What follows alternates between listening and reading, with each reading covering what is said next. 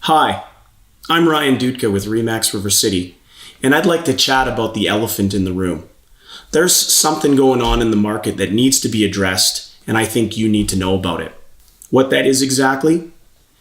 We've been in a steady decline for pricing for quite a while, and I don't think that there's enough of my colleagues chatting about this and advising people on the next step. See, I get asked several times a week, Ryan, when is the best time to put your home on the market?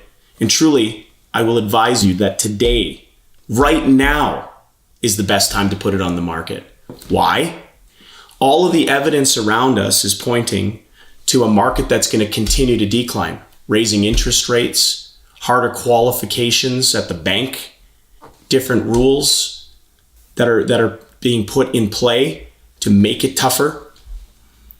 I do believe that interest rates are going to keep increasing, maybe not at a monstrous pace, but at a pace that certainly is going to bring prices down. I mean, let's face it, interest rate increases are used as a saber. They're used as a tool to bring prices down. And in our local market, it's certainly done that. Now, it hasn't been devastating, but it has taken the wind out of the sail. So when I'm sitting there with sellers and they're saying, should I wait? I'm telling them, honestly, you shouldn't. When is the time to sell? Right now. This is your best opportunity, and it's going to be your lowest loss. If you do it today, you'll be able to survive this downturn. If you keep waiting, the pain could be much, much greater. You see, with every time that they increase the interest rates, and it's been about 25.25% or 250 basis points, every time they increase that, it affects the affordability in terms of what the buyer is able to purchase. And it affects it quite severely. On a $400,000 home, it can be somewhere between $15,000 to $20,000 less that they can afford with every 0.25% increase. Why that's important? Because the majority of homes, the average single family home in Edmonton falls into that range. I'll give you an example.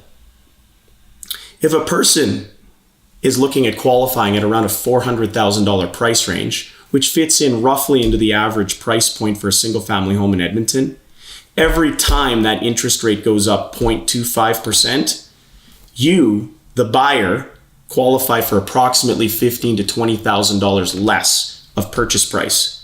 What does that mean? That means that if your home is listed at $420,000, right after that price increase happens, nobody's really going to be able to afford more than $400,000 if they were qualified for $420,000 just the day before. That's how it gets affected. And the buyers are in the lead. The sellers are holding on. So they wait it out a little bit, but then they find that the buyers aren't coming. So they're always chasing the market down. And if every time they're affected $15,000 to $20,000 and it happens 5 times in a year, well, you don't need to be a mathematician to figure out where this is heading. I'm going to implore you to get on top of this. It's like a stop loss in the stock market. You buy a stock and it's rising, you're feeling pretty good. And then all of a sudden something changes, something shifts in the stock market and it starts falling.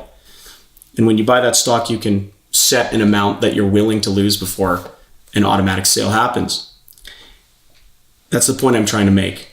If it goes below what you paid and it starts declining more, and sometimes it gets to the point where that loss can't be made up. But if you would have made a move, realize that it's something that you could tolerate, that you're not thrilled about, but tolerate, and made that move, you could have gone to a new opportunity. And that's what I'm telling my sellers today, that today's loss will be the lowest loss you're going to take. Get on top of it and be proactive, not reactive. By the time you're reactive, it's too late and you're going to go through some massive pain. And that train is already going off the track. You might not be able to get it back on.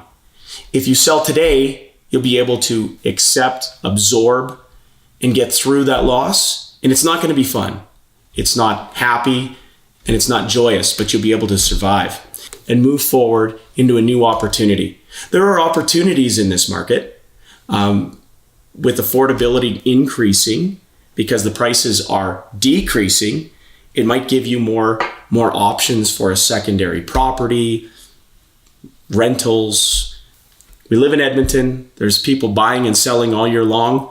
Seasonability has very little to do with the market, and it's the overall economy that really drives the market. And I think that's very, very important for sellers to know.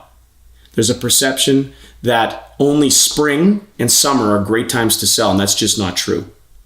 There's a perception that holidays make a big difference. And I can tell you that we have a very rich fabric of people in Canada, some of which celebrate Christmas, some of which don't. So they're buying and selling. Maybe Christians are taking a little bit of a break around Christmas, but people from other cultures might be going full bore because they don't celebrate Christmas. We have to recognize that. So it's always a good time to have your home on the market. That's all I'd like to say about this. You have a wonderful day. Give me a call. I'll come up with a solution. Ryan Dudka.